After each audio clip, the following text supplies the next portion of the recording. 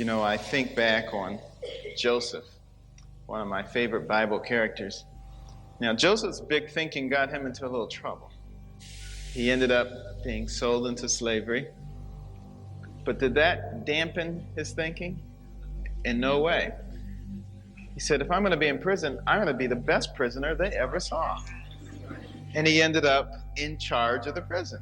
I mean, that was pretty big thinking. And before that, of course, as a slave in Potiphar's household, he said, if I'm going to be here, I'm going to be the best slave. And he ended up running the household.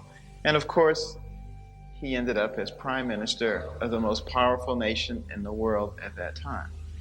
So that should tell us a fair amount about the persistence of having large concepts and making sure that we include God in those concepts. I think that is really the key.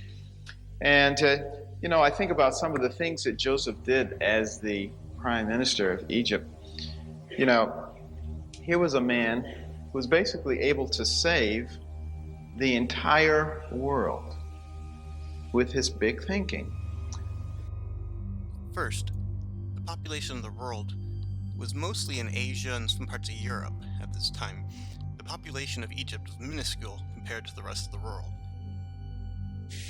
Building grain reserves that would last for 7 years of famine. Can you imagine having the technology, the wisdom, the knowledge to be able to do that?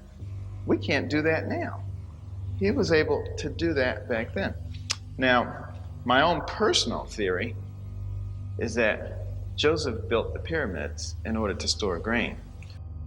If we look at the pyramid, it's a horrible design for storage. Good design for longevity, of course. It's pretty much a mountain. But looking at the design, looking at the internal structure, we have very little storage area. If it was going to be created for storage, they would have designed it quite differently. Now, all the archaeologists think that they were made for the pharaoh's graves, but it would have to be something awfully big when you stop and think about it. And I don't think it would just disappear over the course of time to store that much grain. And when you look at the way the pyramids are made, with many chambers that are hermetically sealed, they would have to be that way for a reason.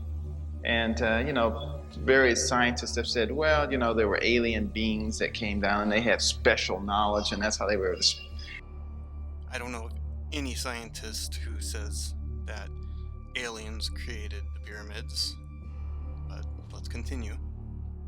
It doesn't require an alien being when God is with you.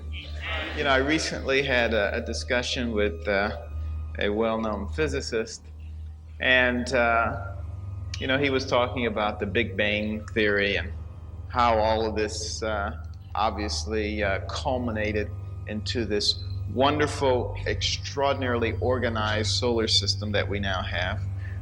I said, do you believe in the first law of thermodynamics?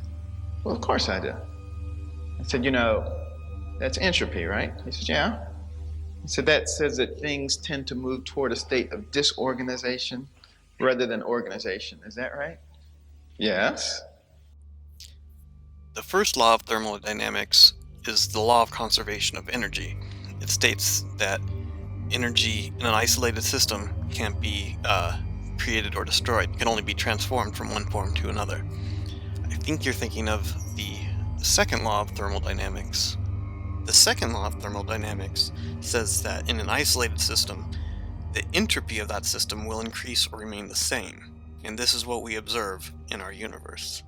So now, would you just reconcile those two things for me, the Big Bang and entropy? Well, of course, he has no answer for that. They never have an answer for any of these things. Yes, they do have an answer, and it's based off of evidence. And it's a far better answer than magic did it. Thanks for watching. Please subscribe and check out part 2 of this video series.